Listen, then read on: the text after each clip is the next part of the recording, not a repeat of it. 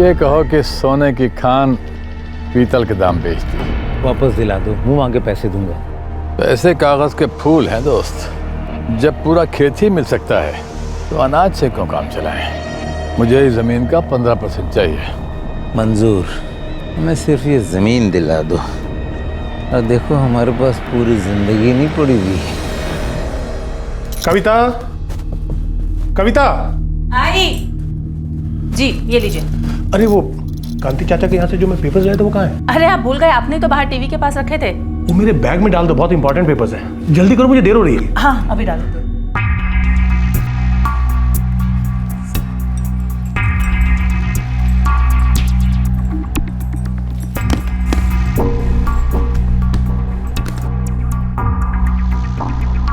दादू दादू दादू, आपने अभी तक अपना प्रॉमिस पूरा नहीं किया। बेटा, आई एम वेरी सॉरी, गलती हो गई मुझसे।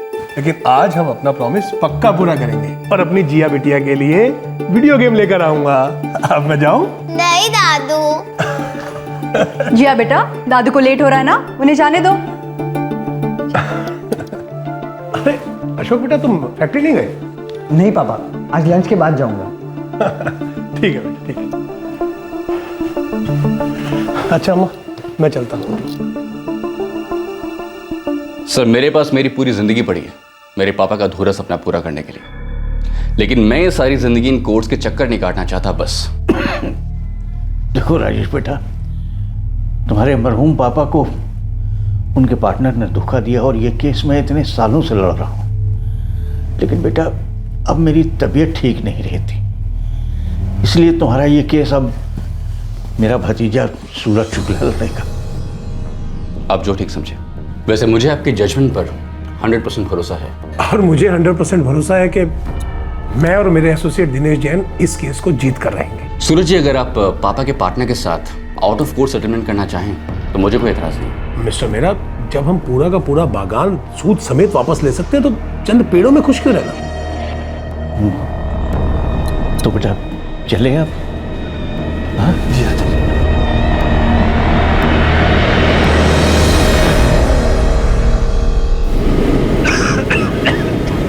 अब मैं तुम्हें क्या बताऊं सूरज, तुम खुद एक काबिल वकील हो। कैसी बात कर रहे हैं चाचा जी, आप गुरु हैं मेरे। बेटा सीनियर होने के नाते एक बात जरूर कहूंगा, आउट ऑफ कोर्ट सेटलमेंट को रूल आउट मत करना, क्योंकि अक्सर जीत की जिद में हम वक्त से हार जाते हैं।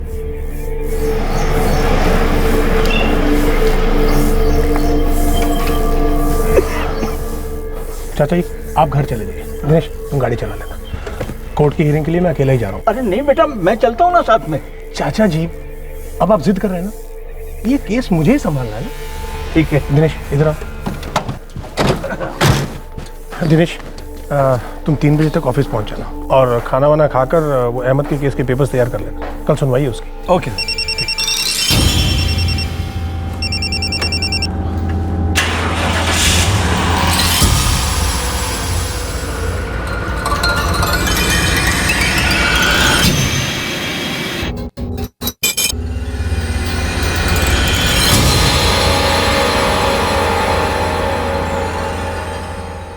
एडवोकेट सूरज शुक्ला भोपाल डिस्ट्रिक्ट कोर्ट में पिछले 30 सालों से प्रैक्टिस कर रहे थे। यह उनके लिए एक आम वर्किंग डे था। वो अपने बताए हुए समय पर अपने ऑफिस लौटने वाले थे और फिर उसके बाद घर जाने वाले थे। लेकिन 10 अगस्त 2014 की दोपहर को ऐसा नहीं हुआ। एडवोकेट सूरज शुक्ला के गुरु और चाचा कांतिलाल शुक्ला, उनका असिस्टेंट दिनेश जैन और उनके परिवार वालों को भनक तक नहीं थी कि उनका भविष्य हमेशा के लिए बदलने जा रहा था और इसकी जड़ें अतीत की गहराइयों में थी। The number you have called is currently switched off. The number you have called is currently switched off. The number you have called is currently switched off. The number you have called is currently switched off. अरे कोई कांति को फिर से phone लगा दो, मैं बात करूंगी।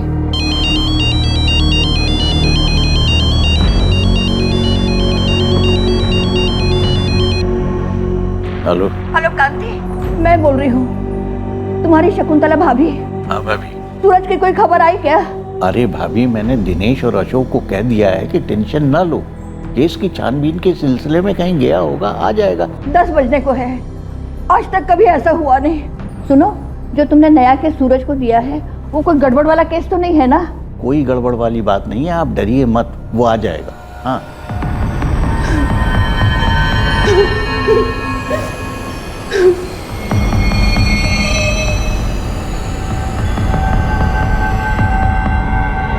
लीजिए सर।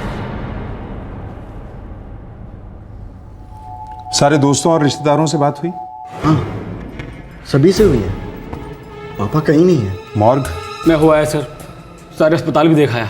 मैंने इन्हें पहले कई बार देखा है डिस्ट्रिक्ट कोर्ट में। वो वहीं प्रैक्टिस करते थे और वहीं से गायब हुए हैं। तो वहीं से ढूंढते हैं।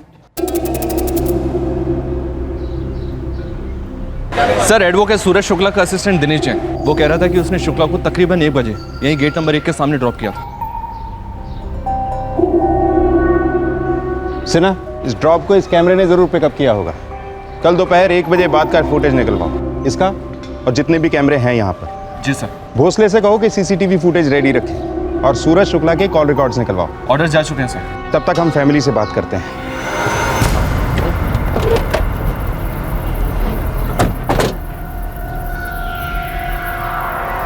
प्रैक्टिस डिस्ट्रिक्ट कोर्ट में करते हैं। लगता है सुप्रीम कोर्ट के वकील का घर है। खानदानी पैसा भी तो हो सकता है सर। या फिर जबरदस्त तकदीर हो सकती है। हो सकता है कोई लॉटरी लगी हो। देखिए सर, मेरे पापा छोटे मोटे केसेस ही लेते थे, ज़्यादातर चीटिंग मीटिंग के केसेस। छोटे मोटे केसेस ही लड़ते थे बस? हाँ, वो कोई टेंशन वाला केस लेते ही नहीं थे। कोई और टेंशन थी? कोई घरेलू मामला? नहीं बेटा, मेरा बेटा बहुत ठंडे दिमाग का सुलझा हुआ इंसान है। उसे न किसी को टेंशन देना अच्छा लगता है और ना ही लेना। वैसे मामला है टेंशन वाला शकुंतला जी। एडवोकेट साहब कहीं फंस गए होते तो एक कॉल जरूर करते। कविता जी, उनको कोई पर्सनल टेंशन था? जी नहीं, ऐसा कुछ भी नहीं था। कोई अफेयर? कभी नहीं। किसी से कोई दुश्मनी? कोई पुरानी दुश्मनी, फैमिली वाली?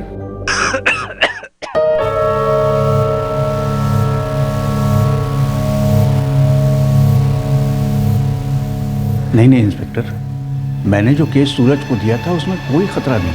आखिर इतने सालों से मैं भी तो लड़ रहा हूँ ना, मुझे तो कुछ नहीं हुआ। आपके सामने खड़ा हूँ और सूरज को अभी उस पर काम करते हुए तो सिर्फ 1 ही दिन हुआ था। मुझे इस क्लाइंट का नाम और नंबर चाहिए। जी दिनेश। ये रहा उनका कार्ड, मोबाइल, एड्रेस, लैंडलाइन, सब कुछ है इसमें।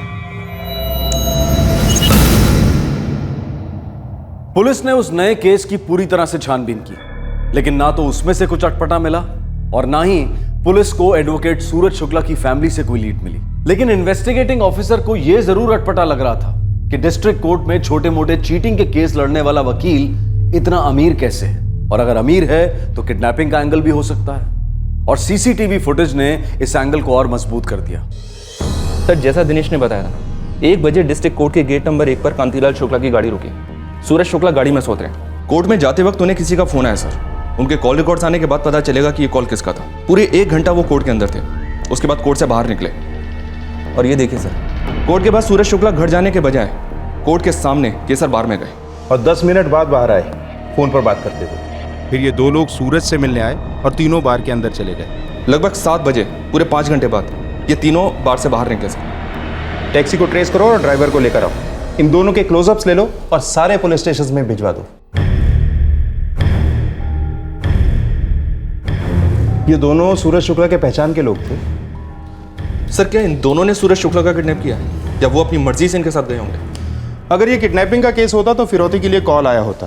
अब ये अलग बात है कि घर पे फोन आया हो और हमें इन्फॉर्म ना किया गया हो। सूरज शुक्ला अगर अपनी मर्जी से इनके साथ गए तो फोन को स्विच ऑफ क्यों करते और अपनी फैमिली में किसी से बात क्यों नहीं करते? 5 घंटे बाहर में थे तीनों सर।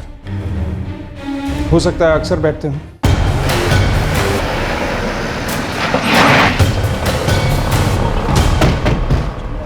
नहीं सर, उस दिन से पहले इन तीनों को मैंने कभी नहीं देखा। ये वाला तो आता होगा? नहीं सर, अपने रेगुलर कस्टमर को मैं अच्छी तरह पहचानता हूँ। उस दिन से पहले नहीं देखा मैंने इनको। सीसीटीवी है?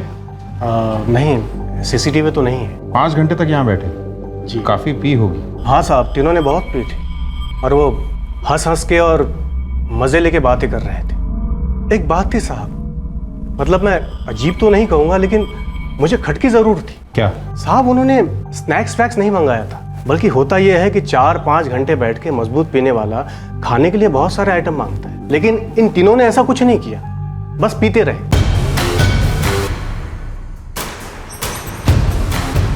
खाने का प्लान कहीं और का था, इसीलिए सिर्फ पीना हुआ। और उस टैक्सी में बैठकर शायद किसी खाने वाली जगह पर गए होंगे। वैसे भी रात के खाने का वक्त हो रहा था। सर टैक्सी और टैक्सी वाला दोनों ट्रेस हुए हैं। भोसले उन्हें थाने लेकर आ रहे हैं। आउट ऑफ सिटी हैं, थोड़ा टाइम लगेगा। सिन्हा लगता है इन तीनों में गहरी दोस्ती थी। वैसे भी शुक्ला ने उनके साथ काफी पी भी। सर ये दिनेश शुक्ला का असिस्टेंट, वो इन लोगों के बारे में जरूर जानता होगा। हो सकता है साथ मिला हुआ हो सकता है ये किडनैपिंग दोस्तों के बीच ही प्लान हुई हो। क्या वाहियात बात कर रहे हैं सर आप? मैं और सूरज जी की किडनैपिंग? ख्याल इतना भी वाहियात नहीं है दिनेश। पिछले 13 साल से तुम शुक्ला को असिस्ट कर रहे हो।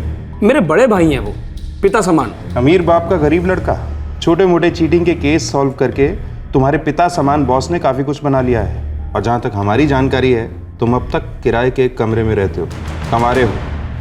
ऐसी भक्ति बॉस के प्रति? सर मुझ पे शक करके आप खामा अपना वक्त जाया कर रहे हैं। मैं सूरज जी की इज्जत करता हूँ, इसलिए उनके साथ जुड़ा हुआ हूँ। और उनके हर केस में मुझे कुछ ना कुछ नया सीखने को मिलता है। और जितना मैं उनको जानता हूँ ना, उतना शायद कोई नहीं जानता। फिर तो तुम इन दोनों को भी जानते होगे। काफी गहरी दोस्ती थी तुम्हारे शुक्ला जी की इनसे। मैंने इन्हें कभी नहीं देखा। तुम्हारे शुक्ला जी को पीने की लत थी? बिल्कुल नहीं। हाँ, कभी कभार एक आध ड्रिंक लेते देखा मैंने उनको। और तुम्हें लगता है कि तुमसे बेहतर उन्हें और कोई नहीं जानता? सर वो टैक्सी ड्राइवर आ गया। आप थोड़ी देर बाहर बैठिए और आराम से सोचिए कि कहीं आप हमें कुछ बताने में भूल तो नहीं रहे।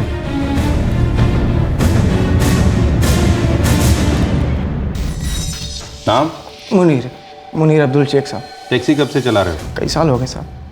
हमें अब्बू की टैक्सी है, आजकल हम ही चलाते हैं। और लाइसेंस वाइसेंस कागज पत्री सब ठीक है साहब, ओरिजिनल। पर तुम्हारे कुछ पैसेंजर ठीक नहीं है साहब। इन दो ही जिन्होंने कल हमारी टैक्सी बुक की थी और कह रहे थे कि कोर्ट के पास केसर बार है, उधर चलना है। और शाम को लौटाइए 6:30 के आसपास, आगे जाना है वेलकम ढाबा।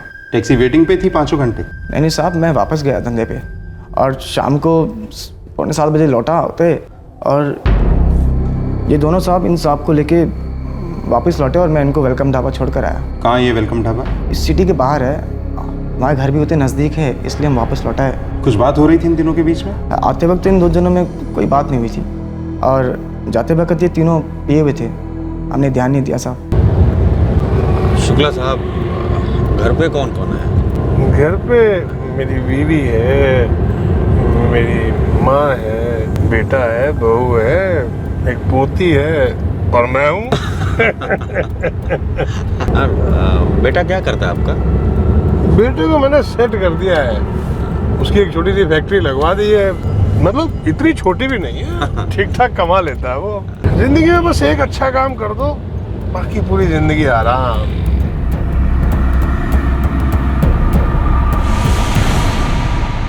और उसके बाद ये तीनों वेलकम ढाबा पे उतरे और उससे पहले कोई बात नहीं हुई इनके बीच। एक दूसरे को नाम से बुलाया कभी? इतना ध्यान नहीं दिया साहब। ठीक है मुनीर, तुम जा सकते हो। जी साहब। वेलकम ढाबा का नाम सुना है? यहाँ तो सूरज जी कई बार गए हैं। किसके साथ? क्यों? अपने 2 दोस्तों अजय और योगेश के साथ। पिछले 1 महीने में करीब 3-4 बार गए थे। कहीं ये दोनों अजय और योगेश तो नहीं? सर कुछ कह नहीं सकता, मैं कभी इनसे मिला नहीं हूँ। फिर इनके बारे में कैसे जानते हो? पिछले महीने मेरे बाबा बीमार हो गए थे तो मैं गया था उनसे मिलने। जब लौट के आया तो सूरज जी ने बताया इनके बारे में मुझे। अरे सर क्या बात, आज आप अपना टिफिन नहीं लाए? नहीं, मैं दोस्तों के साथ आज बाहर खाना खाने जा रहा हूँ। अच्छा। वेलकम ढाबा, कमाल का खाना है वहाँ पे। दिनेश, कभी तुमको भी वहाँ लेकर जाऊंगा मैं। कौन दोस्त है सर ये आपके? पुराने होंगे, स्कूल टाइम के? अरे नहीं, अभी नए दोस्त बने हैं, अजय और योगेश। बड़े कमाल के बंदे हैं। ये लो, मैसेज भी आ गया। मैं चलता हूँ। ठीक है सर। अच्छा, आज शाम की कोई इंपॉर्टेंट मीटिंग तो नहीं है ना? नहीं सर, कोई मीटिंग नहीं है। ठीक है, मैं वहां से सीधा घर चला जाऊँ। जी सर।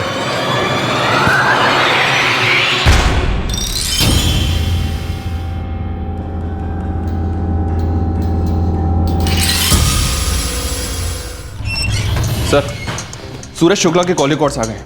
1:02 पर सूरज को कॉल आया था अजय जायसवाल का और 2:10 पर योगेश गुप्ता का। ये वही लोग होंगे, अजय और योगेश, सूरज जी के नए दोस्त। सच बताऊं तो मुझे शौक लग रहा है जानकर कि सूरज जी उनके साथ बार में इतना पी रहे थे। अभी तो केस शुरू भी नहीं हुआ है दिनेश। एक से एक शौक आने बाकी हैं। फिलहाल तुम जा सकते हो, लेकिन शहर नहीं छोड़ सकते। जी सर।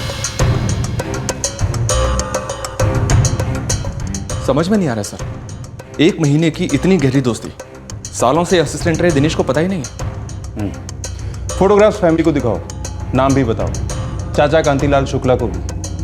फिर हम सीधा वेलकम ढाबा जाएंगे। इस नई नई दोस्ती में मुझे किसी पुरानी दुश्मनी की बू आ रही है सिन्हा।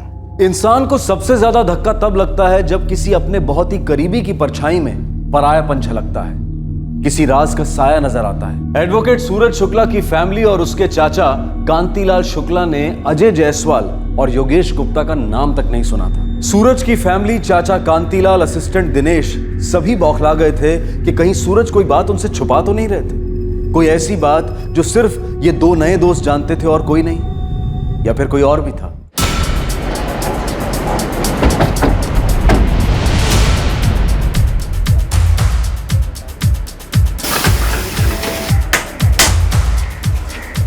अरे साहब, ये तो वो वकील है, नाम नहीं मालूम। ये 2 दिन पहले यहाँ आए थे, इनके साथ और 2 आदमी भी थे। हाँ, आए थे ना साहब, अपने वो योगेश और अजय के साथ। इनमें से अजय कौन है और योगेश कौन है? साहब, ये अजय जायसवाल है और ये योगेश गुप्ता। क्या पता सर, कोई घपला किया क्या? जानते हो इन्हें? नाम से ही जानता हूँ, वैसे लोग टेम्पो लाइन में है। वो अपना विपिन है ना, वो साल भर पहले लेकर आया था। ये विपिन कहाँ मिलेगा? सर जी, यही विपिन है। मैं जरा अपना काम देख लूँ। तो विपिन, ये कौन है? मैं नहीं जानता साहब। इन दोनों को भी नहीं जानते? साहब, ये तो अजय और योगेश हैं, टेम्पो लाइन में काम करते हैं साहब। क्या काम करते हैं? ड्राइवर हैं साहब। कहाँ रहते हैं? मुफलागढ़ बस्ती में साहब।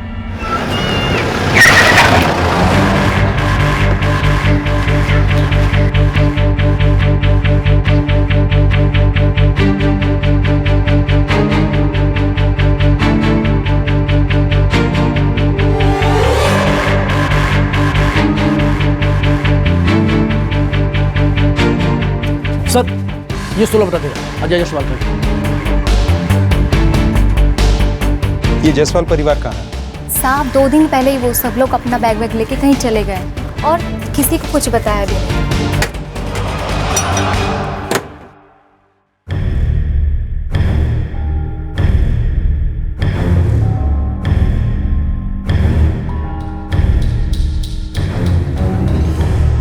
सर, कुछ खास तो नहीं मिला है? ये मिला है सर। सर, योगेश गुप्ता के घर पे ताला लगा हुआ था। 2 दिन पहले योगेश अपनी पत्नी के साथ कहीं निकल गया। पड़ोसी से उसकी बीवी रेखा का सेल नंबर मिला है। लगता है अजय और योगेश अपनी फैमिलीज के साथ साथ भागे, पकड़े भी साथ नहीं जाएंगे।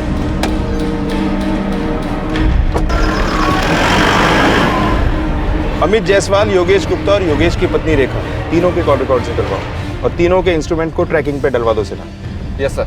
सर, एक बात है, योगेश और अजय दोनों टेम्पो चलाते हैं, दोनों ड्राइवर हैं। सूरज शुक्ला इनके साथ दोस्ती क्यों करेगा? इनके साथ बैठकर शराब क्यों पिएगा? हो सकता है सूरज को पता ही ना हो कि वो ड्राइवर है, या फिर हो सकता है उसे पता हो और तीनों मिलकर कुछ प्लान कर रहे हैं। एक काम करो, दोनों के क्लियर फोटोग्राफ सूरज के फोटोग्राफ के साथ आसपास के सभी पुलिस स्टेशन पे भिजवा दो। Yes sir. सिन्हा, मुझे किसी बुरी खबर की बू आ रही है।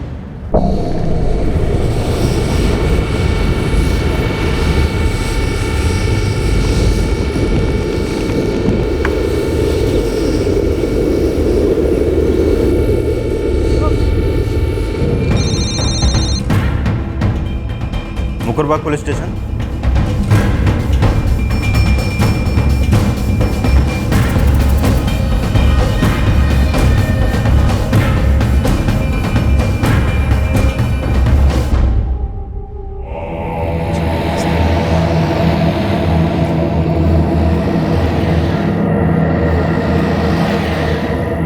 आइए साहब। साहब, इस तरह। इधर इधर है साहब, इधर ही पड़ा हुआ है। चंदेल, बॉडी को पोस्टमार्टम के लिए भेज दो और पूरा इलाका स्कैन करो।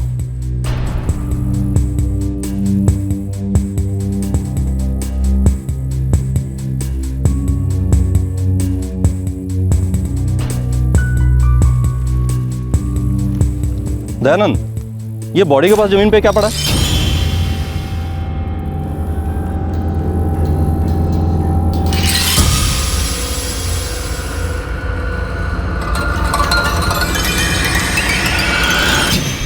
गला घोट कर मारा गया। उसके बाद पत्थर या किसी हैवी चीज से चेहरा खराब किया गया। फिर जलाया गया ताकि इस आदमी की शिनाख्त ना हो सके। इनकी उम्र क्या होगी? इनकी उम्र 55 से 60 साल के बीच है। खतना नहीं हुआ है। ब्लड स्ट्रीम में एल्कोहल कंटेंट्स काफी पाए गए हैं और पेट में ढेर सारा खाना। सर, लाश जहां मिली वहां का पूरा इलाका छान मारा, कुछ नहीं मिला। बॉडी के पास हमें ये मिला। विक्टिम की पहचान छुपाने के लिए कितना कुछ किया गया। चेहरा खराब किया गया, बॉडी को जलाया गया। क्या ये सब हमें गुमराह करने के लिए किया गया या ये लॉकेट ही किसी और का था? सर, मैंने बॉडी के डिटेल्स स्टेट के हर पुलिस स्टेशन में भेज दी है।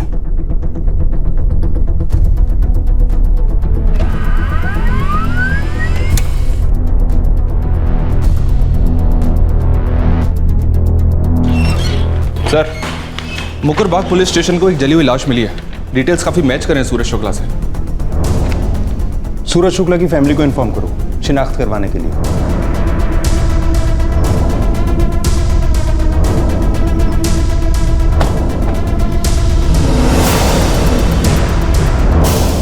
ललित द्विवेदी, लक्ष्मण चौबे, पीएसआई वरुण चंदेल, पीएसआई से ना।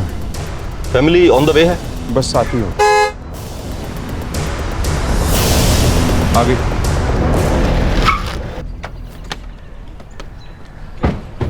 आइए सर प्लीज।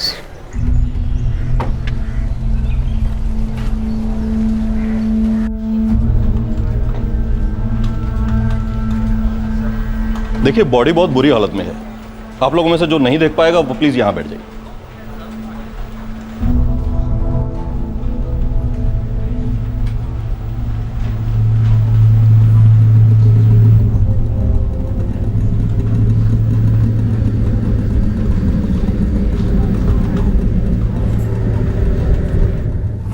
कोई भी आइडेंटिफिकेशन नहीं थी? ये मिला।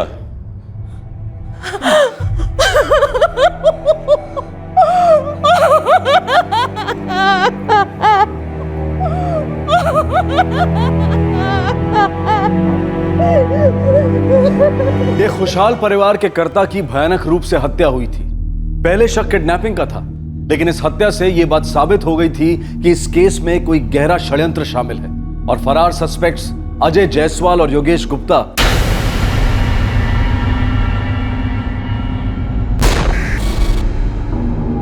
इस साजिश के महज सिपाही हैं। भोपाल में दर्ज किया गया यह मिसिंग केस अब एक मर्डर केस बन गया था और इसकी नए सिरे से इन्वेस्टिगेशन शुरू हुई।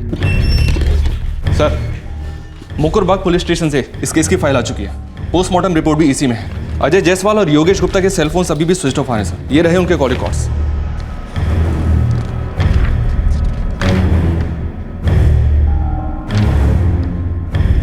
इन दोनों के फोन्स की आखिरी लोकेशन भी मुकरबाग है, जहां इन्होंने सूरज शुक्ला की लाश को ठिकाने लगाया था। और उसके पहले ये दोनों बराबर सूरज शुक्ला के टच में थे सर। इन तीनों के बीच लगभग हर रोज फोन पे बात हुआ करती थी। सुना, ये एक नंबर है जिसके साथ अजय और योगेश दोनों की काफी बात होती थी। मर्डर वाले दिन भी अजय ने कम से कम 16 कॉल्स किए हैं इस नंबर पर और योगेश ने 13। और स्विच ऑफ होने से पहले भी दोनों फोन्स की आखिरी कॉल इसी नंबर को है। हो सकता है सर ये इस मर्डर का मास्टरमाइंड हो। इस नंबर की डिटेल्स निकलवाओ, पूरी हिस्ट्री खोद डालो इस बंदे की।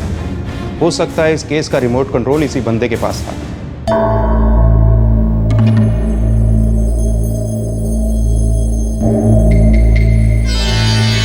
मगर गांव और शहर दोनों में बच्चियां, महिलाएं और लड़कियां, हिंदुस्तान की आधी आबादी असुरक्षित है। रेपिस्ट खुलेआम घूम रहे हैं जो ना उम्र देखते हैं ना सामाजिक वर्ग। पर हमारा हाजी खान साहब, क्या बात है साहब। हाजी हुजूर, हम तो छोटे मोटे बुकी हैं, चादर देख के पैर फैलाते हैं। हम हाजी हुजूर, हमारी क्या मजाल जो हम आपको एडवाइस करें। सरकार तो खुद बड़े खिलाड़ी हैं। मैं तो कहता हूँ हिम्मत कीजिए और इस बार ब्लाइंड खेल लीजिए। जी। अरे आप कहाँ हैं? घर कब आ रहे हैं? 5 दिन हो गए हैं। अरे आऊंगा जब समय ठीक होगा। हाँ, और सुन, अगर कोई मुझे पूछने आए, खासतौर से कोई पुलिस वाला, तो कहना तू भी मेरे लिए बहुत परेशान है और हमेशा की तरह थोड़ा रोना धोना कर लेना और बीमारी का बहाना कर देना। हाँ, तू तो करती रहती है ना ऐसा। इतने सालों से ये सब कर रहे हैं, अब इतनी उम्र हो गई है, अब बस भी करो। अरे कैसे बस करूं? बस करूंगा तो बूढ़ा हो जाऊंगा, और तू तो जानती है पैसे से बढ़िया कोई पेट्रोल नहीं है जो जीवन की गाड़ी को खींच सके। सर, शिनारपुर के दुर्गा नगर में रहने वाले इस आदमी का नाम गोपीनाथ मौर्य है, जिससे अजय और योगेश की रेगुलर बात होती थी। बुकी है, एस्टेट एजेंट है, एक ऑफिस भोपाल में है और एक शिनारपुर में। एक बार जेल भी होकर आया है फ्रॉड और चीटिंग के केस में।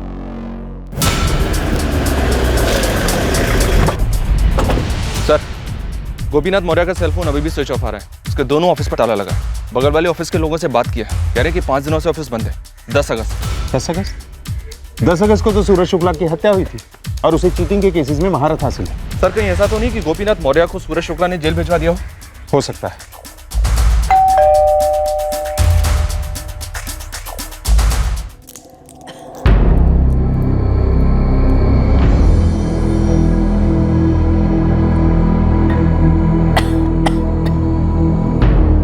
ये अपने भोपाल वाले ऑफिस में हफ्ते में एक बार जाते हैं। 5 दिन हो गए, इनका कोई पता नहीं। मैं बहुत परेशान हूँ, ना कोई फोन कॉल, ना कोई संदेश, कुछ भी नहीं। 5 दिन हो गए हैं आपके पति को गायब हुए। आपने पुलिस को बताया तक नहीं, एक मिसिंग कंप्लेंट भी दर्ज नहीं की। वो इनको तो आदत है, बोले बगैर यहाँ वहाँ चले जाते हैं। मुझे भी आदत पड़ गई है। आदत है तो आप परेशान क्यों हैं? मुझे कुछ नहीं पता, मेरी तबीयत बहुत खराब है। आपकी तबीयत का एक इलाज है मैडम, झूठ बोलना बंद कर दीजिए। आपसे भी बुजुर्ग एक औरत हैं भोपाल में जिन्होंने अपना बेटा खोया है। उस आदमी की एक पत्नी है, एक बेटा है, एक बहू है। वो सब लोग बहुत दुखी हैं, बहुत परेशान हैं। उनके बेटे की मौत का जिम्मेदार आपका पति गोपीनाथ मौर्य हो सकता है। नहीं नहीं, ऐसा नहीं हो सकता। आपको कोई गलतफहमी हुई है। गलतफहमी हुई है तो बहुत जल्द दूर हो जाएगी जब आपके पति जहां भी हैं हमारे पास आ जाएंगे। आप हमारी मदद करेंगी ना? कैसी मदद? आप बीमार हो ना, आराम कीजिए घर पर। अगर आपके पति का फोन आए तो बात जरूर कीजिएगा, लेकिन गलती से भी बता मत दीजिएगा कि हम लोग उसे खोज रहे हैं। नहीं बताएंगी ना आप? अपने पति की लेटेस्ट तस्वीर दीजिए। 24 घंटे सर्वेलेंस रखो, लैंडलाइंस को टैप करो और अपने सारे खबरियों को ये डिटेल्स और तस्वीर दे दो। बूढ़ा आदमी है सर, भाग भाग कर कितना भागेगा? ये बूढ़ा आदमी सिर्फ एक बार चीटिंग के केस में पकड़ा गया है। ये आदमी भागने वालों में से नहीं, भगाने वालों में से। बूढ़ी लोमड़ी लगता है ये मौर्य।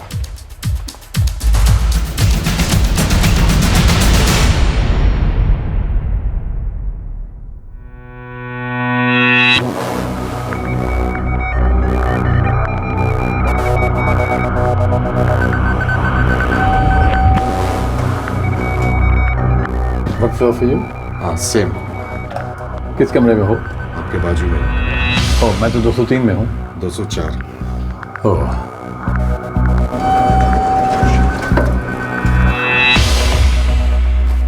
पर 204 तो इस फ्लोर पे है नहीं। नीचे है शायद मेरा, नीचे।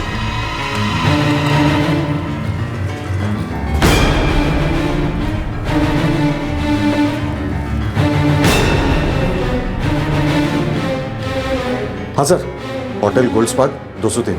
सर थोड़ा जल्दी आइए, उसे शक हो गया सर।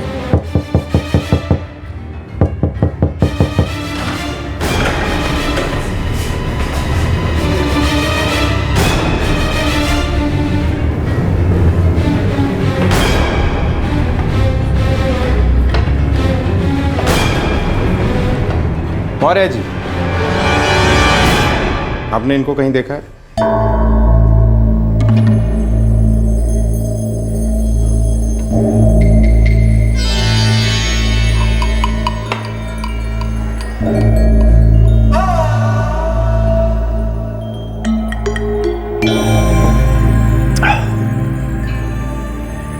मौर्य जी के लिए और पानी लेकर आओ। पहले हम इन्हें नहलाएंगे, उसके बाद कुछ करंट के झटके देंगे। नहीं सर प्लीज, हम पर दया कीजिए। ऐसा मत कीजिए सर, देखिए बूढ़ा आदमी हूँ, बीमार रहता हूँ। इसीलिए तमीज से पूछ रहा हूँ, ये बुढ़ापे में क्या सेकंड इनिंग खेली आपने? बताता हूँ। सर मेरा एक दोस्त है मुंशी गोयल। अरे मुंशी गोयल के बच्चे, इतने सालों को याद किया। मुसीबत में तो अपने ही याद आते हैं साले गोपीनाथ मौर्य।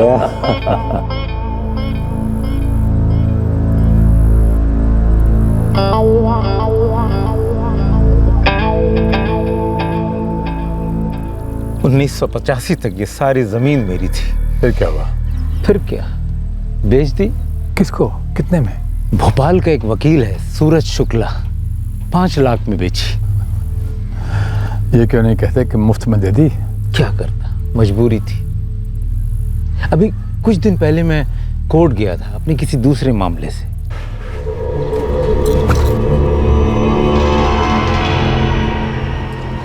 अरे गोयल साहब, आप इतने सालों के बाद साक्षात मेरे सामने हैं। शुक्ला जी। गोयल साहब, एक दिन भी ऐसा नहीं जाता जब मैं आपको याद नहीं करता। ऐसा भी क्या प्यार आ गया भाई? कैसी बातें कर रहे हैं गोयल साहब। अरे मेरे घर में लक्ष्मी चौकड़ी मार के बैठी है सिर्फ आपकी बदौलत, आपकी वजह से। वो जमीन है? जमीन नहीं गोयल साहब, पैसे का खजाना कहिए। आपसे मैंने वो जमीन कितने में खरीदी थी? 5 लाख। हाँ। और 10 साल पहले मैंने उसका एक टुकड़ा 1 करोड़ रुपए का बेचा है। 1 करोड़? पर कैसे? वहाँ एक बहुत बड़ा प्रोजेक्ट आ रहा है, तो वहाँ के बिल्डर्स सारी जमीन हीरो के भाव में खरीद रहे हैं। कल ही की बात है, कल का मुझे ऑफर पता है कितने का मिला है? 17 करोड़ का। 17 करोड़, सोचो आप। 17 करोड़? ये सब कोर्ट कचहरी तो मैं अब शौकिया कर रहा हूँ।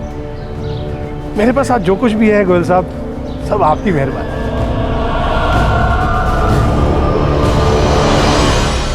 उसकी ये बातें मुझे हजम नहीं हुई। मैं कई रात तक सो नहीं पाया। फिर मैंने अपने वकील से बात की। गोयल साहब, कानून के दायरे में एक तरीका है। क्या? अच्छा, पैसे कितने लगेंगे? ये जमीन जो है वो आपकी पुश्तैनी थी, ठीक है? बिल्कुल, मेरे पिताजी ने मेरे नाम की थी। ये बात आपके भाइयों को मंजूर नहीं थी? नहीं नहीं, बिल्कुल मंजूर थी। सारे कागजात हैं मेरे पास। अब नए कागजात बनेंगे जिसमें यह लिखा होगा कि आपके भाइयों को मंजूर नहीं था, उनसे जबरदस्ती मंजूर करवाया गया था आपके पिताजी ने। इसीलिए आपने वो जमीन मूंगफलियों के दाम बेच दी। गोयल साहब, तो ये डील ही जायज नहीं हुई ना। उन दोनों का भी हक है उस जमीन पर। क्या बात, लेकिन मेरे भाइयों के साथ तो मेरी जमती नहीं है। वो क्या तैयार होंगे इस बात पे? आपके जमीन की कीमत 17 करोड़ रुपए है गोयल साहब। 1-1 करोड़ रुपए आपके भाइयों को दे दे। हाँ, 1 करोड़ में तो कोई भी तैयार हो जाएगा। और 1 करोड़ मेरा। 1 करोड़? फीस अलग से गोयल साहब। 1 करोड़ केस जीतने के बाद दे दीजिए। फिर क्या हुआ? भाई मान गए, मुकदमा किया, नतीजा क्या निकला? अरे भाई मान गए, केस किया, नतीजा लेकिन शुक्ला के पक्ष में ही होने वाला है, क्योंकि उसका पलड़ा भारी है। मेरे वकील ने तो आधी रकम पे out of the court settlement का सुझाव भी दिया, लेकिन साला मानता ही नहीं है। गोयल जी, जब पूरा बागान ही मेरा है तो मैं चंद पेड़ों को क्यों कबूल करूं? शुक्ला, फैसला भी तुम्हारे हक पे हुआ नहीं, और कहीं इस जमीन पर कोर्ट का स्टे ऑर्डर आ गया तो सालों रगड़ते रहोगे कोर्ट में। वकील हो, जानते हो ये सब। वकील हूं, इसीलिए मैं कोर्ट केस से डरता नहीं हूं। और इस केस में मेरी कोई गलती नहीं है, इसलिए कोर्ट मेरे साथ कोई नाइंसाफी नहीं कर सकती है। एक बात बोलूं गोयल जी, आपका लालच आपको गिरा रहा है और आप गिर रहे हैं। संभल जाइए, वरना उठ नहीं पाएंगे आप। शुक्ला, आखिरी बार एक बात सुन लो मेरी। आखिरी बार आप सुन लीजिए, और खन्ना तुम भी सुन लो। मुझे पता है तुम वहीं पर बैठे हो। अरे आउट ऑफ कोर्ट सेटलमेंट तो बहुत दूर की बात है, मैं तुम लोगों पर मानहानि का दावा ठोकने वाला हूं। तैयार रहना, बुरे दिन आने वाले हैं तुम लोगों के।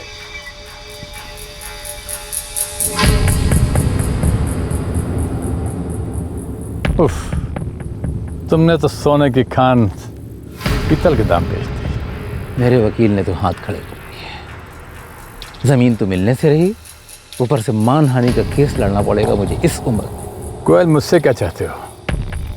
साफ साफ कहो, इसलिए कि इस उम्र में जलेबी खाना और जलेबी की तरह गोल गोल बातें करना दोनों मना है। मेरी जमीन मुझे वापस दिला दो, मुंह मांगे पैसे दूंगा। पैसे कागज के फूल हैं दोस्त। जब पूरा खेत ही मिल सकता है तो अनाज से क्यों काम चलाएं? मुझे इस जमीन का 15% चाहिए। मंजूर, हमें सिर्फ ये ज़मीन दिला दो और देखो हमारे पास पूरी ज़िंदगी नहीं पड़ी हुई। इसलिए तुमने अजय जायसवाल और योगेश गुप्ता को सूरज शुक्ला की सुपारी दे दी? नहीं सर, मैंने सूरज शुक्ला को बहुत समझाने की कोशिश की पहले। मैं स्टेट एजेंट हूँ, लोगों को पटाना मेरा पेशा है सर। अरे नहीं नहीं दिनेश, कोई जल्दी नहीं है, तुम आराम से आ जाओ। अरे हाँ हाँ, मैं सब संभाल लूंगा यहाँ पर। और हाँ, पिताजी को मेरा प्रणाम कहना, ठीक है? कम इन।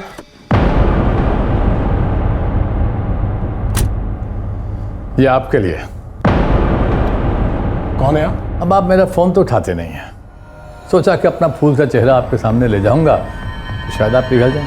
ओह, तो आप हैं गोयल के टट्टू मौर्य,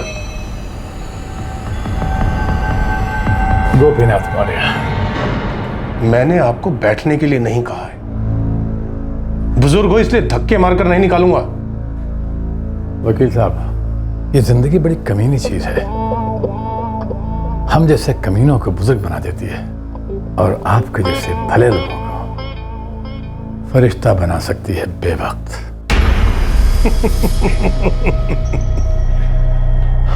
जिस मुंह में नकली दांत हो उस मुंह से धमकी नहीं देनी चाहिए, चुटकुला लगती है। चलिए, मैं आपको दरवाजे तक छोड़ देता हूं, वरना वहां तक पहुंचने से पहले आप लड़खड़ा कर गिर सकते हैं। वकील साहब, मैं सांप हूं, अगर गिर पड़ा तो रेंग के निकल जाऊंगा। मेरा कोई सपोला भी नहीं है, पर आपका तो एक बहुत प्यारा सा परिवार है।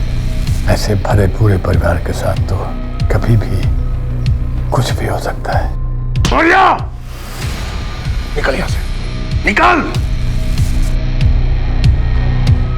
और सुनो, उस गोयल से कह देना कि मानहानि के साथ साथ अब धमकी का मुकदमा भी चलेगा। और हां, अगली सुनवाई से पहले तुम भी मरवर मत जाना, क्योंकि जिंदगी वाकई कमी नहीं हो सकती।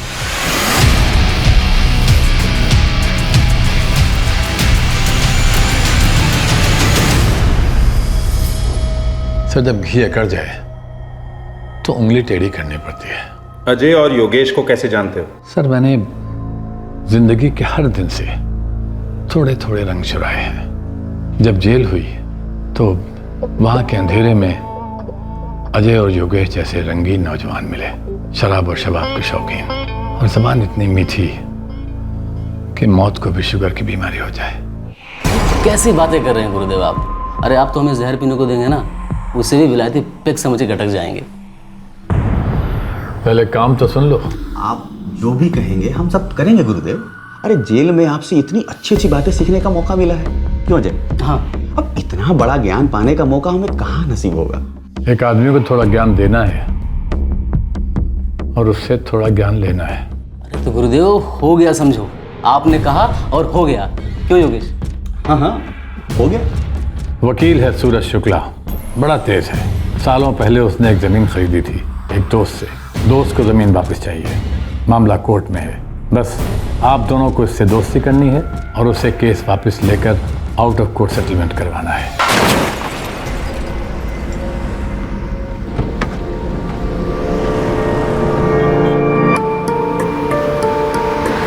साले बाहर निकल, अरे बाहर निकल, तू दिखाई नहीं देता? क्या किया ये? बाहर निकल। अरे भाई साहब, एक मिनट। अरे क्या भाई साहब? भाई साहब, मेरी गाड़ी कैसी की तैसी कर दी तूने? अरे भाई साहब, गलती से ठुक गई। आप शांत हो जाइए। शांत रहने से मेरे नुकसान की भरपाई हो जाएगी क्या? देखिए, गलती हमसे हुई है तो सारा खर्चा हम भर देंगे। हाँ तो ठीक है, गाड़ी साइड में लगा। बस आप शांत होइए। गाड़ी साइड में लगा। सर, वो कार मैंने ही न दी थी इस काम के लिए, और उन्होंने बड़ी खूबी से सूरज शुक्ला जैसे चालाक आदमी को पटा लिया।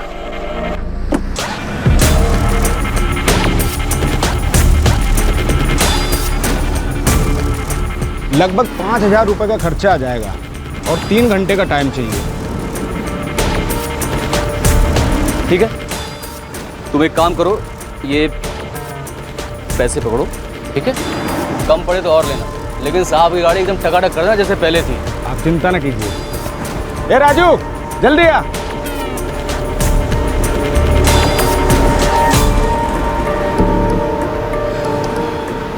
मैं यहाँ 3 घंटा वेट नहीं कर सकता।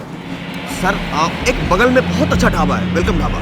सर क्यों नहीं आप हमारे साथ लंच कर रहे हैं? धीरे धीरे वक्त भी गुजर जाएगा और सर लंच का टाइम भी तो हो चुका है। हाँ सर, एक बार आप चलिए तो सही, कसम से बहुत बढ़िया खाना मिलता है।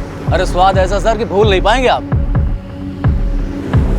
नॉनवेज? अरे वेज नॉन वेज जो आप चाहेंगे सब मिलेगा सर। तो वो चटपटा, मसालेदार, तेल तैरता हुआ। अरे सर अगर आप चाहें तो आपके लिए हम कम तेल कम मसालेदार सब बनवा देंगे सर। नहीं नहीं, मुझे तो चटपटा और मसालेदार खाना पसंद है।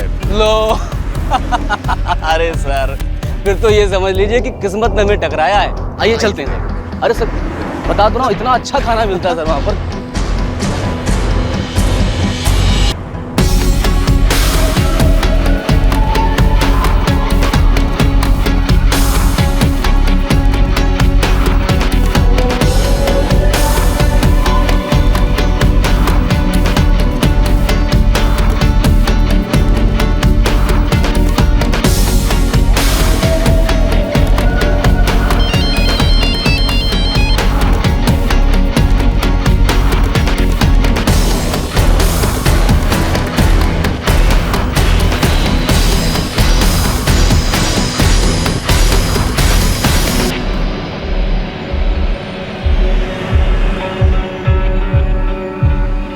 सूरज की असली भूख और प्यास दोस्ती की थी।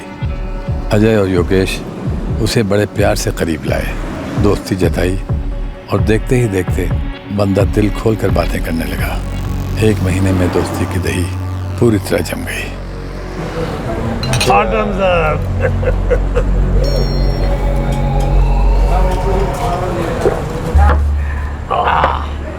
बस अजय, अब खाना मंगा लेते हैं यार, मुझे सुबह कोर्ट में भी जाना, मेरी सुनवाई है। शुक्ला जी ऐसा क्या खास केस है? हाँ यार, मेरा खुद का केस है। खुद का? आपने क्या गलती कर दी? आप तो गलत कर ही नहीं सकते। वही तो, दरअसल 1985 में जब मैं आप लोगों की उम्र का था, मैंने एक ज़मीन खरीदी थी सिर्फ 5 लाख रुपये। आज उसकी कीमत हो गई है 17 करोड़ रुपया। उत्तरी की? हाँ वही तो, उत्तरी की कीमत हो गई है उस ज़मीन की। और जिस गोयल से मैंने वो ज़मीन खरीदी थी वो अब अपनी ज़मीन वापस चाहता है। इसके लिए मुझ पर केस कर रहा है वो। अरे लेकिन शुक्ला जी ये कोई बात हुई? अरे जमीन बेच दी तो मतलब बेच देना। वही तो, लेकिन मुझे डराने के लिए, धमकाने के लिए उसने एक एजेंट को भेजा, कोई मोरिया चोरिया। शुक्ला जी आप आउट ऑफ कोर्ट कोई सेटलमेंट क्यों नहीं कर लेते? हाँ? सबका फायदा इसी में होगा। आउट ऑफ कोर्ट समझौता मेरी लाश पर भी नहीं होगा। मैं उन दोनों को कोर्ट में रुला के रहूंगा। उन्हें पता नहीं है उन्होंने किसके गिरेबान पे हाथ डाला है। सर उसके बाद भी मेरे दोनों आदमियों ने उसे समझाने की कोशिश की, पर वो तो अहंकार के नशे में चूर था। अहंकार सर, ये अहंकार अच्छी चीज नहीं होती है। अजय और योगेश इस वक्त कहाँ हैं? सर मुझे नहीं मालूम। खेल रचने वाला मास्टरमाइंड पकड़ा गया था, अब उसकी 2 कठपुतलियों तक पहुंचना बाकी था।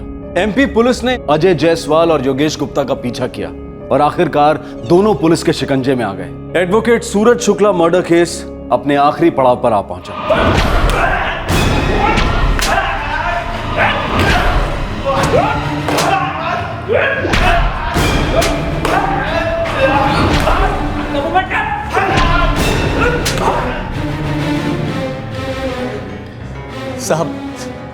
साहब मौर्य जी ने हमें फंसाया है, हम सच कह रहे हैं।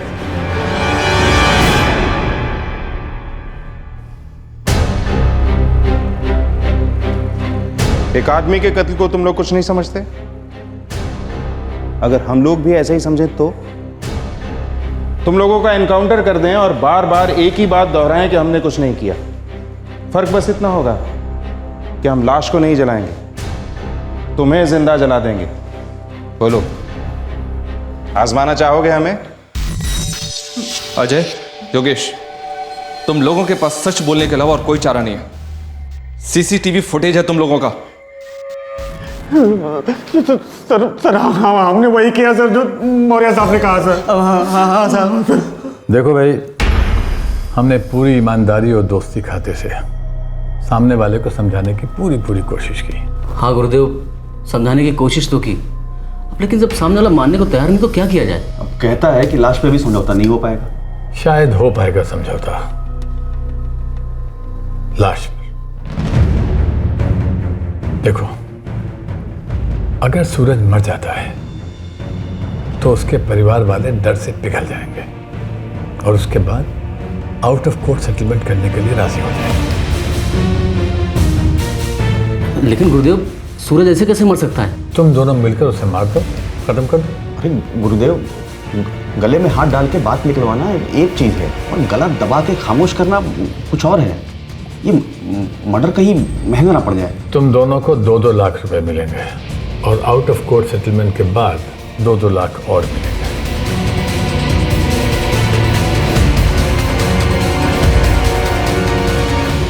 कब मारना है? साहब, मारने का वक्त, दिन और प्लान तय हो चुका था।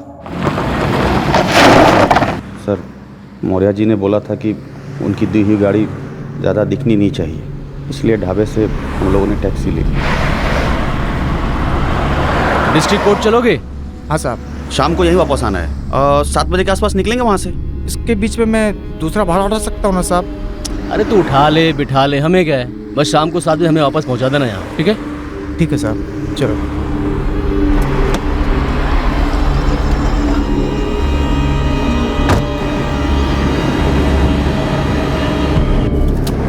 हाँ जी सूरज जी, हाँ हम लोग यहाँ से निकल चुके हैं, बस यही कोई 2 बजे तक पहुँच जाएंगे। बढ़िया है, मेरा भी बस 1 ही घंटे का काम है। फिर बैठते हैं किसी अच्छी जगह पे, किसी ऐसी बार में। हाँ, एक बार तो यहाँ कोर्ट के सामने ही है, केसर बार। मैं कभी गया नहीं हूँ वहाँ पर, लेकिन सुना है बहुत अच्छा है। मैं वहाँ पहुँचकर आप लोगों का इंतजार करता हूँ। ओके ओके, पहुँच जाएंगे।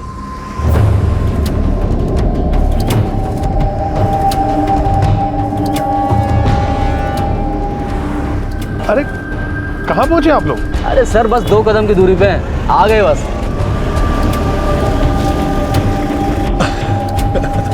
अरे योगेश, कैसे है सर? अरे शुक्ला जी, कैसे? बस बढ़िया। क्या टैक्सी से? गाड़ी किधर है? अरे अब दारू पीनी तो गाड़ी कौन चलाएगा? 7 बजे ही आ जाना। ठीक है साहब।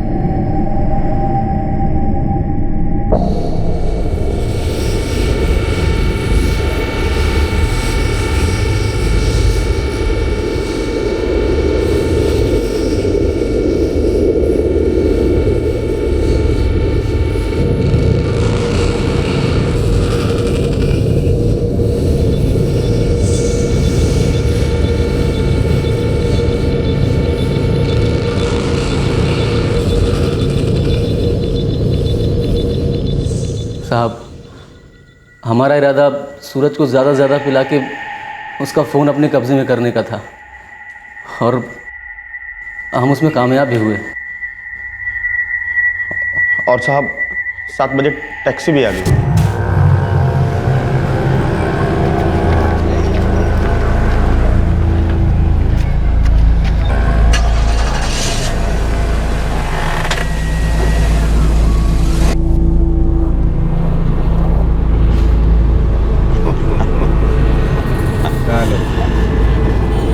शुक्ला साहब, आपके घर पे कौन कौन है? घर पे एक बीवी है, बूढ़ी माँ है, मेरा बेटा है, बहू है, एक पोती है और मैं हूँ। बेटा क्या करता है आपका? बेटे को मैंने सेट कर दिया है, उसकी एक छोटी सी फैक्ट्री लगवा दी है। मतलब इतनी छोटी भी नहीं है, अच्छा खासा कमा लेता है वो सब मेरे कारण है। जिंदगी में बस एक अच्छा काम करो और फिर पूरी जिंदगी आराम करो। मैंने एक जमीन खरीद ली थी बस। हाँ, अब आप लोग भी मेरे दोस्त हो, आप लोग भी कोई ऐसा ही काम कर डालो, सबको एक अच्छा मौका मिलता है।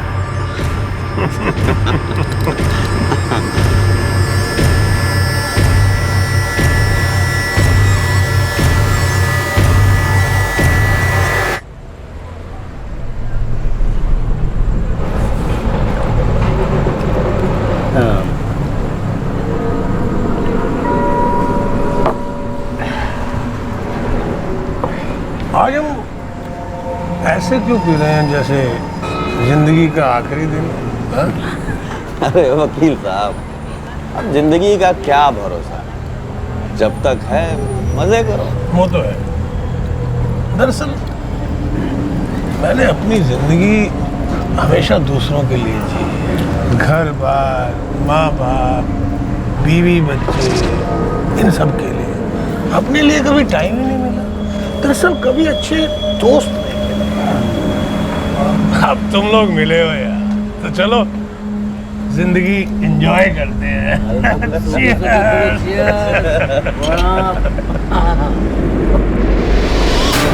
रात काफ़ी हो चुकी थी। सूरज का मोबाइल स्विच ऑफ था अजय की जेब में, और अब वक्त आ चुका था कि सूरज शुक्ला को भी स्विच ऑफ कर दिया जाए हमेशा के लिए।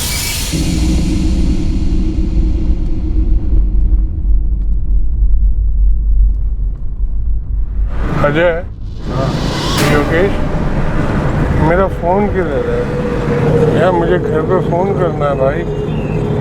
तुम लोगों को चिंता हो रही होगी ना? मेरा फोन दे दो भाई प्लीज।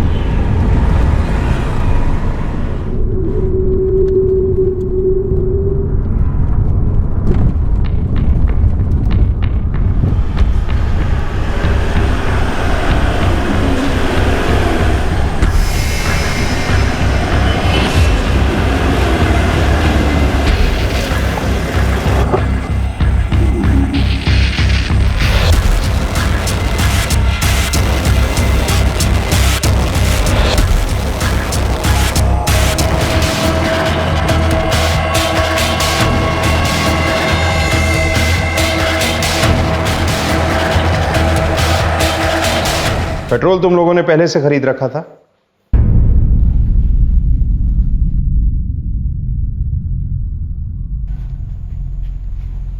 चेहरा बिगाड़ने का प्लान? सूरज शुक्ला का सेलफोन, वॉलेट और वॉच, ये सब कहाँ है? साहब मेरे बीबी के पास है। बीबी का नंबर? 4442240। बात करो, टीम भिजवा दो। सर साहब, हमने जो कुछ भी किया वो सब मौर्य जी के कहने के मुताबिक किया।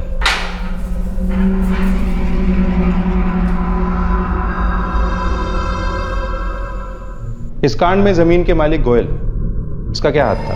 सर उसे तो आम खाना था, पेड़ गिरने से कोई मतलब नहीं था उसका। लेकिन उसे यह नहीं मालूम था कि हम लोग सूरज को खत्म कर देंगे। उसके वकील को भी यही बात नहीं मालूम थी। ये रास्ता बस हम तीनों के बीच था, इस पे कोई चौथा नहीं था। तुम्हें लगा कि एक अच्छे खासे एस्टेब्लिश वकील का कत्ल कर दोगे, उसकी फैमिली को धमकाओगे, वो आउट ऑफ कोर्ट मान जाएंगे, तुम्हें तुम्हारे 15% मिल जाएंगे। बस 15% के लिए तुमने ये सब किया? सर मैं दुनिया का पहला आदमी नहीं हूं जो ऐसा कर रहा है, और ना आखिरी आदमी हूं सर। ये तो बस कुछ 19-20 हो गया जो पकड़े गए। मौर्य जी, आपके ये बाल धूप में सफेद हुए होते ना तो आपकी सोच भी थोड़ी बहुत सफेद हो गई होती, पर आप जिंदगी भर लालच की काल कोठरी में जिए और वहीं बूढ़े हुए हैं। उम्र के साथ साथ आपकी सोच भी काली पड़ती गई। आप बच्चे नहीं, ऐशो आराम से जी रहे हैं। क्या करते इतने पैसे का? सर ये पैसों का नशा उम्र के साथ घटता नहीं है सर, उम्र के साथ बढ़ता है। बड़ा पैसा कमाने की ताकत उन सारे घावों पर मरहम रख देती है जो जवानी बुढ़ापे को ढह जाती है। मौर्य जी, जिंदगी की इस लंबी इनिंग में आप बस एक बात नहीं सीख सके। क्या सर? यही कि क्राइम नेवर पेज। जुर्म से किसी का कोई फायदा नहीं होता।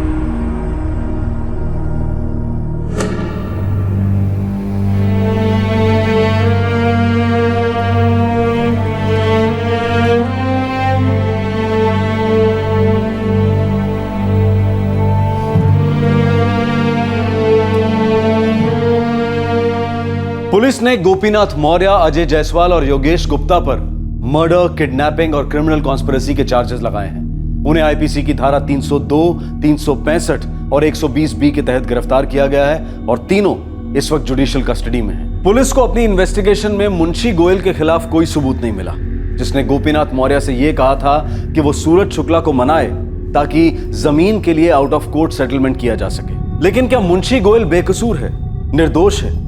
गोयल ने 1985 में एडवोकेट सूरज शुक्ला को अपनी जमीन अपनी मर्जी से पूरे लीगल पेपर वर्क के साथ 5 लाख रुपए में बेची और आज उस जमीन के दाम कई गुना बढ़ गए। इस बात को अपनी बुरी तकदीर समझकर भुलाने की बजाय गोयल के मन में एक ऐसे भयंकर लालच ने जन्म लिया जिसको जलन ने भरपूर आग दी और इसी आग ने जन्म दिया इस भयंकर जुर्म को। इसी लालच की जोत से जली गोपीनाथ मौर्य, अजय जायसवाल और योगेश गुप्ता की लालच की जोत। क्विक मनी के कारवां में सभी शामिल हो गए, लेकिन जो अपना नहीं उसका सपना भी देखना व्यर्थ है। इसीलिए इस कारवां की मंजिल खाई थी जहां यह जा गिरा और हमेशा की तरह जुर्म की हार हुई। दूसरी तरफ एडवोकेट सूरज शुक्ला का इन नए दोस्तों के साथ शराब और कबाब का रिश्ता एक वार्निंग थी कि कुछ गलत होने को है। एडवोकेट सूरज शुक्ला ने इस कोर्ट केस या इन नए दोस्तों का जिक्र किसी से भी नहीं किया था। अगर किया होता तो उसके गुरु और चाचा कांतीलाल द्वारा शायद कोई और सलाह मिलती, शायद एडवोकेट शुक्ला की जान बच जाती। आपसे फिर मुलाकात होगी क्राइम पेट्रोल सतर्क में एक और नए केस के साथ। तब तक अपना ख्याल रखें, सुरक्षित रहें और याद रखें, जो हालात हमसे मुश्किल फैसले करवाते हैं वही हालात हमें नेक इंसान भी बनाते हैं। सही वक्त, सही कदम, सतर्क रहें। जय हिंद। इस तरह के और भी एपिसोड देखने के लिए हमारे चैनल को सब्सक्राइब करें और बेल आइकन दबाना ना भूलें।